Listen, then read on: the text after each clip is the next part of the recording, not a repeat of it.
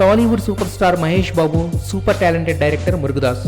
ఇప్పుడు ఈ ఇద్దరు కలిసి వర్క్ చేస్తున్న సినిమాపై ఇటు టాలీవుడ్లో అటు కాలీవుడ్లో విపరీతమైన ఎక్స్పెక్టేషన్స్ ఉన్నాయి. ఈ ఇద్దరు చాలా కోఆపరేటివ్గా 90 కోట్ల బడ్జెట్ సినిమాను కూడా కంప్లీట్ చేస్తున్నారు. అయితే వీరిద్దరి మధ్య ఒక ఇండైరెక్ట్ డిఫరెన్స్ మాత్రం అందరి దృష్టిని ఆకర్షిస్తుంది. అదే కూల్ డ్రింక్. జనాల ఆరోగ్యానికి హాని కలిగించే కూల్ డ్రింక్స్ని కత్తి సినిమా కథ రాసుకుంటున్నప్పటి నుండి అవాయిడ్ చేయడం మొదలుపెట్టాడు మురుగదాస్.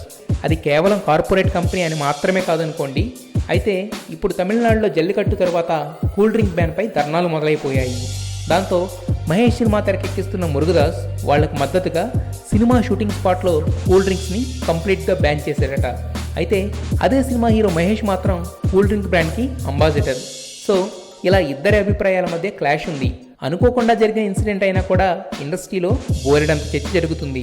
అలాగే ఈ సినిమా షూటింగ్ కూడా ఫుల్ స్వింగ్లో ఏ డిస్టర్బెన్స్ లేకుండా సాగిపోతుంది.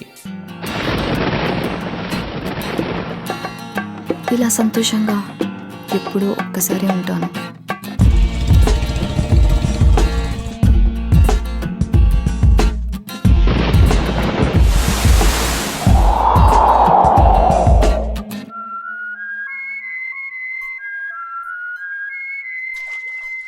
నాలాగా నచ్చినట్టుగా బతికే అమ్మాయిల్ని చులకనగా చూద్దాం ఈ ప్రపంచానికి బాగా అలవాటు.